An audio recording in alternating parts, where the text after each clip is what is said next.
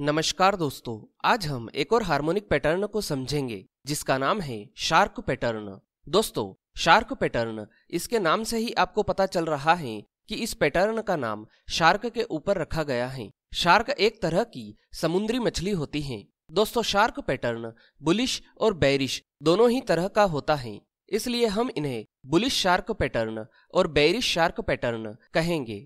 जैसा कि मैं आपको पहले ही बता चुका हूँ कि हार्मोनिक पैटर्न के साथ हमें फिबोनाची रिट्रेसमेंट लेवल्स की जरूरत होती है, तो मुझे उम्मीद है कि आपने फिबोनाची रिट्रेसमेंट का वीडियो देख लिया होगा। और अगर आपने अभी तक फिबोनाची रिट्रेसमेंट का वीडियो नहीं देखा है तो आप इस वीडियो की डिस्क्रिप्शन में जाकर या ऊपर आई बटन पर क्लिक करके पहले फिबोनाची रिट्रेसमेंट के विषय में जान लीजिए। और अगर आप हमारे चैनल पर पहली बार आए हैं तो चैनल को सब्सक्राइब कर लीजिए और वीडियो को लाइक कर दीजिए। तो चलिए अब ज्यादा समय न लेते हुए सबसे पहले हम समझते हैं बुलिश शार्क पैटर्न को। दोस्तों, बुलिश शार्क पैटर्न 5 पॉइंट्स से मिलकर बनता है, O, X, A, B और C।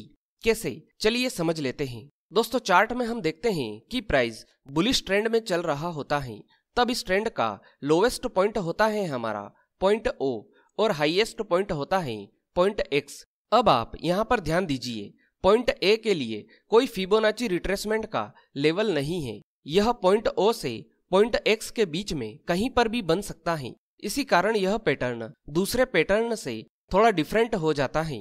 अब हमें यहाँ पर 3 पॉइंट मिल चुके हैं, ओ, एक्स और ए। अब हमें एक्स टू ए एक फिबोनाची रिट्रेसमेंट ड्रॉ करना है, जिससे कि हमें पॉइंट बी मिलेगा। तो जब हम X to A Fibonacci retracement draw करते हैं तब पॉइंट बी फिबोनाची रेशियो 113 से 161.8 के बीच में होना चाहिए, ना ही इससे ऊपर और ना ही इससे नीचे।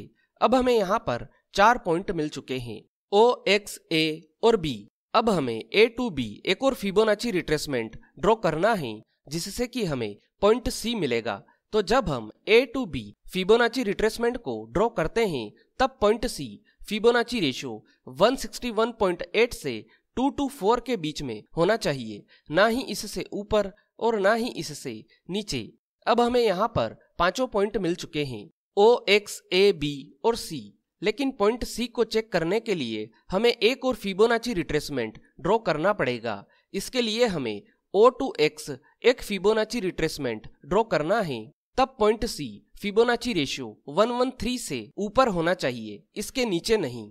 जब आप बुलिश शार्क पैटर्न के साथ बाइंग की पोजीशन बनाएंगे तब आपको O to X एक और फिबोनाची रिट्रेसमेंट ड्रॉ करना है। और जब price O to X Fibonacci ratio 88.6 के ऊपर चला जाए तब आपको बाइंग करना है, उससे पहले नहीं। दोस्तों, इन चारों फिबोनाची रेशियो को आप अपनी डायरी में नोट कर लीजिए, जिससे कि आपको चार्ट में यह पैटर्न ढूंढने में आसानी हो। जब यह चारों फिबोनाची रिट्रेसमेंट के लेवल हमें चार्ट में परफेक्ट बनते हुए दिखाई देते हैं, तब हम यह मान सकते हैं कि यह बुलिश शार्क पैटर्न है और इस पैटर्न के बनने के बाद आप बाजार में बाइंग की पोजीशन बना सकते हैं।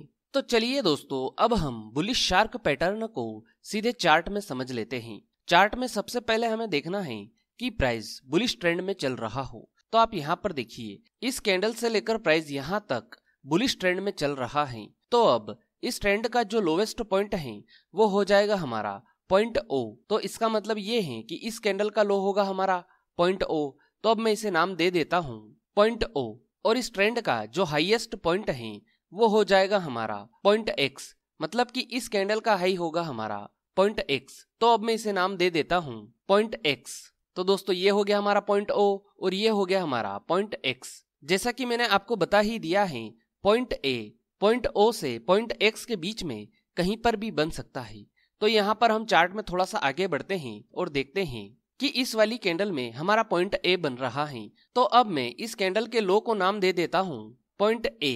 अब हमें X to A एक फिबोनाची रिट्रेसमेंट ड्रॉ करना है, जिससे कि हमें पॉइंट B मिलेगा। तो यहाँ पर मैं X to A एक फिबोनाची रिट्रेसमेंट ड्रॉ कर देता हूँ और हम यहाँ पर चार्ट में आगे बढ़ते हैं और देखते हैं कि पॉइंट B 113 से 161.8 के बीच में होना चाहिए। तो आप यहाँ पर देखिए कि हमें 161.8 का फिबोनाची रेशियो तो दिखाई दे रहा है, लेकिन 113 का फिबोनाची रेशियो नहीं दिखाई दे रहा है। तो हम फिबोनाची की सेटिंग में जाते हैं और 113 के फिबोनाची रेशियो को ऐड कर देते हैं। अब आप यहाँ पर देखिए, ये रहा हमारा 113 का फिबोनाची रेशियो और ये रहा 161.8 का फिबोनाची रेशियो और प्राइस इसी बीच में आकर वापस नीचे चला गया है। तो अब इस कैंडल का हाई हो जाएगा हमारा पॉइंट बी। तो अब मैं इसे नाम दे देता हूँ पॉइंट बी। तो दोस्तों यहाँ पर हमें 4 पॉइंट मिल चुके हैं ओ, एक्स, ए और बी। अब हमें ए टू बी एक और फिबोनाची रिट्रेसमेंट ड्रॉ करना होगा जिससे कि हमें पॉइंट सी मिलेगा। तो अब मैं यहाँ पर ए टू बी एक और फिबोनाची रिट्रेसमेंट ड्रॉ कर देता हूँ और अब हम यहाँ पर चार्ट में आगे बढ़ते हैं और देखते हैं कि पॉइंट सी 161.8 से 224 के बीच में होना चाहिए। तो आप यहाँ पर देखिए कि हमें 161.8 का फिबोनाची रेशियो तो दिखाई दे रहा है, लेकिन 224 का फिबोनाची रेशियो नहीं दिखाई दे रहा है। तो हम एक बार फिर से फिबोनाची की सेटिंग में जाते हैं और 224 के फिबोनाची रेशियो को ऐड कर देते हैं। अब आप यहाँ पर देखिए कि ये रहा हमारा 161.8 का फिबोनाची रेशियो और ये रहा हमारा 224 का फिबोनाची रेशियो और प्राइस इन दोनों फिबोनाची रेशियो के बीच में घूमकर वापस ऊपर जाने लगा है। तो अब इस कैंडल का लो हो जाएगा हमारा पॉइंट सी। तो अब मैं इसे नाम दे देता हूँ पॉइंट सी। तो दोस्तों यहाँ पर हमें हमारे 5 पॉइंट मिल चुके हैं ओ, एक्स, ए, बी और सी। अब हमें पॉइंट सी को चेक करने के लिए ओ टू एक्स एक और फिबोनाची रिट्रेसमेंट ड्रॉ करना होगा। तो अब मैं यहाँ पर ओ टू एक्स एक फिबोनाची रेशियो ड्रॉ कर देता हूँ। तो अब पॉइंट सी फिबोनाची रेशियो 113 से ऊपर होना चाहिए। तो आप यहाँ पर देखिए, ये रहा हमारा 113 का फिबोनाची रेशियो और प्राइस इससे ऊपर ही है। तो इसका मतलब यह है कि हमारा जो पॉइंट सी है वह बिल्कुल सही है।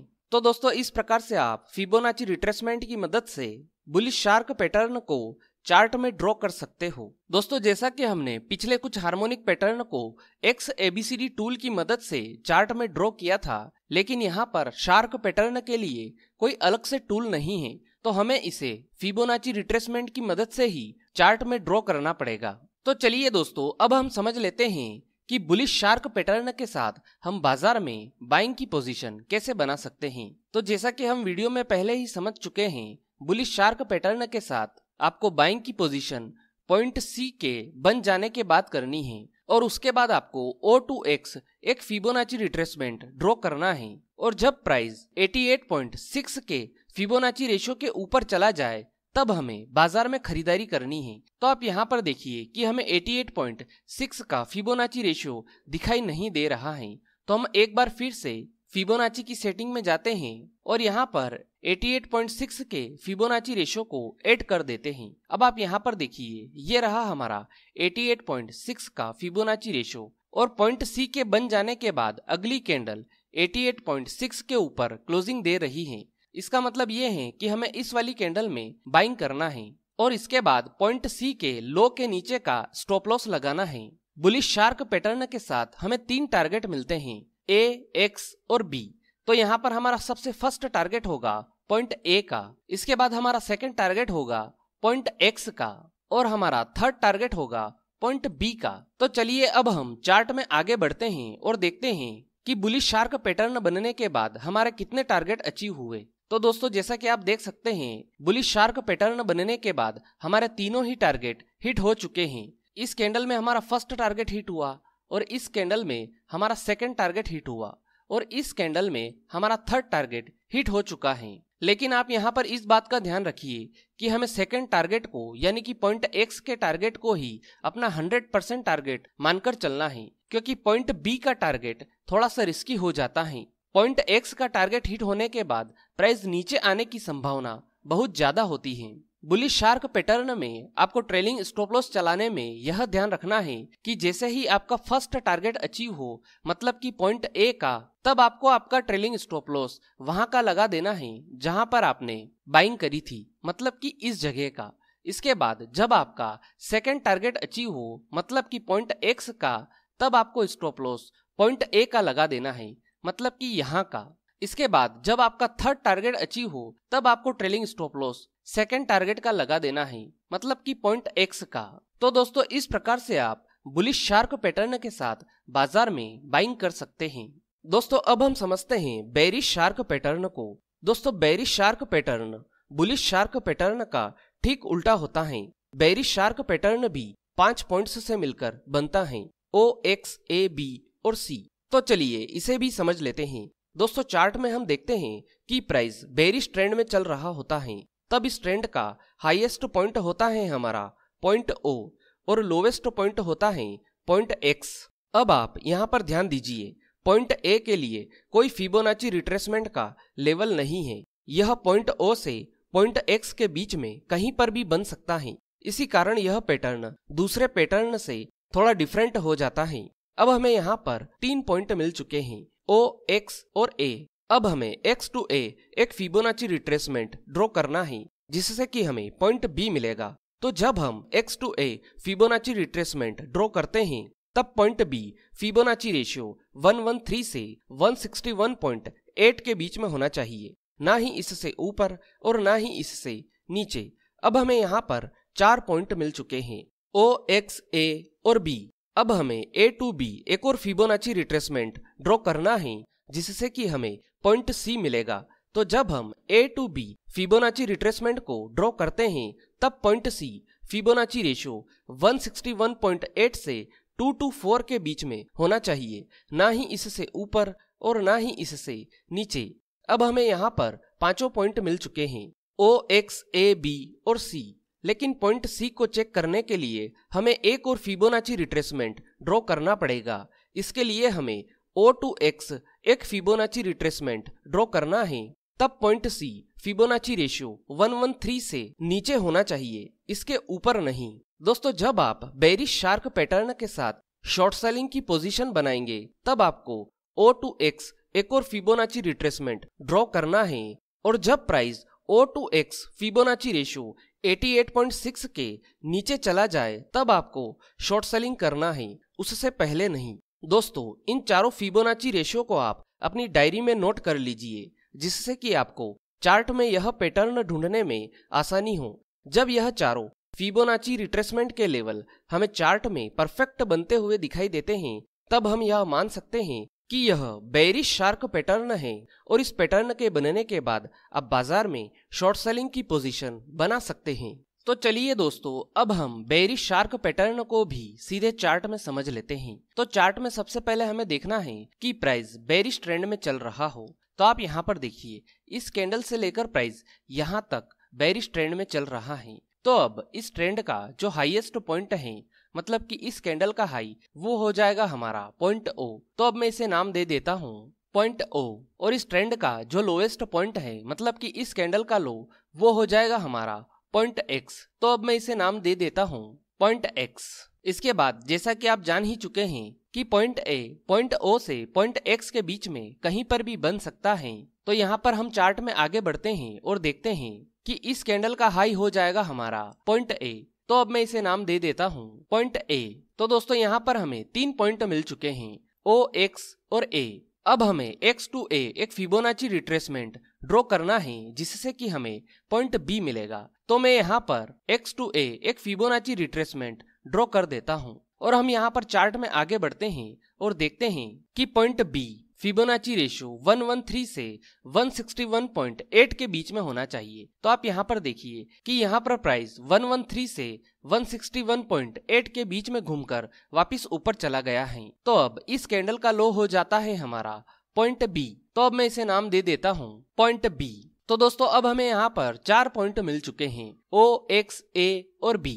अब हमें A to B एक और फिबोनाची रिट्रेसमेंट ड्रॉ करना है, जिससे कि हमें पॉइंट C मिलेगा। तो अब मैं यहाँ पर A to B एक और फिबोनाची रिट्रेसमेंट ड्रॉ कर देता हूँ, और अब हम यहाँ पर चार्ट में आगे बढ़ते हैं और देखते हैं कि पॉइंट D फिबोनाची रेशियो 161.8 से 224 के बीच में होना चाहिए। तो ये रहा हमारा 161.8 का लेवल, और ये रहा हमारा 224 का लेवल, और प्राइस इन दोनों के बीच में घूमकर वापस से नीचे चला गया है। तो अब इस कैंडल का हाई हो जाता है हमारा पॉइंट C। तो अब मैं इसे नाम दे देता हूँ पॉइंट C। तो दोस्तों अब आप यहाँ पर देख सकते हैं कि हमें हमारे 5 पॉइंट मिल चुके हैं O, X, A, B और C। लेकिन पॉइंट C को चेक करने के लिए हमें O to X एक और फिबोनाची रिट्रेसमेंट ड्रॉ करना पड़ेगा। तो अब मैं यहाँ पर O to X एक और फिबोनाची रिट्रेसमेंट ड्रॉ कर देता हूँ। तो आप यहाँ पर देखिए कि ये जो पॉइंट C है 113 के फिबोनाची रेशियो को टेस्ट कर रहा है। तो इसका मतलब यह है कि हमारा जो पॉइंट सी है वह बिल्कुल सही है। तो दोस्तों इस प्रकार से आप बेयरिश शार्क पैटर्न को फिबोनाची रिट्रेसमेंट की मदद से चार्ट में ड्रॉ कर सकते हो। जैसा कि आप जान ही चुके हैं कि शार्क पैटर्न को चार्ट में ड्रॉ करने के लिए कोई अलग से टूल नहीं है, तो यहाँ पर हम बेयरिश शार्क पैटर्न को सिर्फ और सिर्फ फिबोनाची रिट्रेसमेंट की मदद से ही चार्ट में ड्रॉ कर सकते हैं। तो चलिए अब हम समझते हैं कि बेयरिश शार्क पैटर्न के साथ हम बाजार में शॉर्ट सेलिंग कैसे कर सकते हैं। तो बेयरिश शार्क पैटर्न के साथ हमें शॉर्ट सेलिंग करने के लिए O2X एक फिबोनाची रिट्रेसमेंट ड्रॉ करना पड़ेगा। तो जैसा कि हम यहाँ पर O2X एक फिबोनाची रिट्रेसमेंट ऑलरेडी ड्रॉ कर चुके हैं, तब इसके बाद जब प्राइस 88.6 के नीचे चला जाए तब हमें शॉर्ट सेलिंग करना है।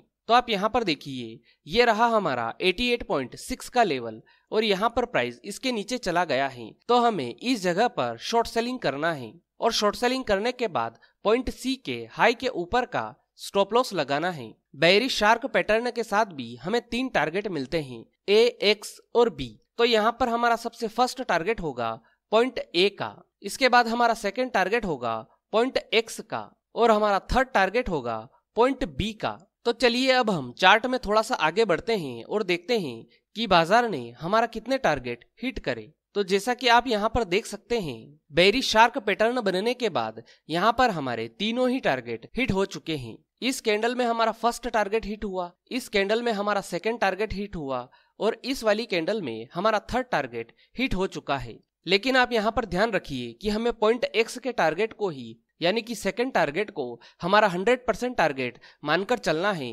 क्योंकि पॉइंट B का टारगेट थोड़ा सा रिस्की हो जाता है।